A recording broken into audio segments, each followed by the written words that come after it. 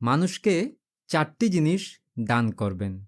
আপনার পারিবারিক অবস্থা, আপনার সামাজিক অবস্থান, আপনার শিক্ষাগত যোগ্যতা কিংবা আপনি যাই করেন না কেন, এই ৪টি জিনিস আপনি ইচ্ছা করলেই দান করতে পারেন এবং এই দানের ফল আপনি পরের জন্মে না, এই জন্মেই লাভ করবেন।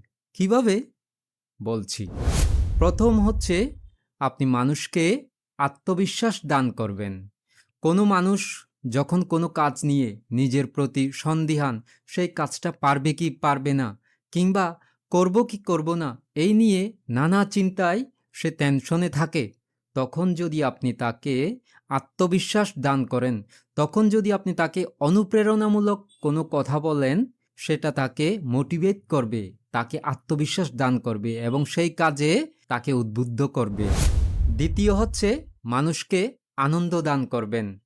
যার অর্জন যত ক্ষুদ্রই হোক না কেন, আপনি সেই ক্ষুদ্র ক্ষুদ্র অর্জনগুলো নিয়ে তাদের সাথে সেলিব্রেট করবেন, তাদেরকে আনন্দ দেবেন, এটা তাদেরকে মোটিভেট করবে। তৃতীয় হচ্ছে আপনি মানুষকে আশা দান করবেন।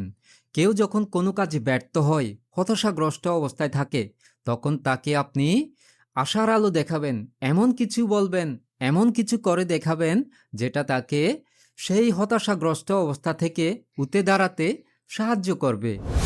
এবং চতুর্থ হচ্ছে আপনি মানুষকে নিজের যা আছে সেই অনুযায়ী সুযোগ সুবিধা দেওয়ার চেষ্টা করবেন। কেউ যখন আপনার কাছে কোনো কাজে সহযোগিতা চায়, আপনি চেষ্টা করবেন তার সেই কাজটা করে দেওয়ার, তাকে যেভাবে সম্ভব উপকার করার।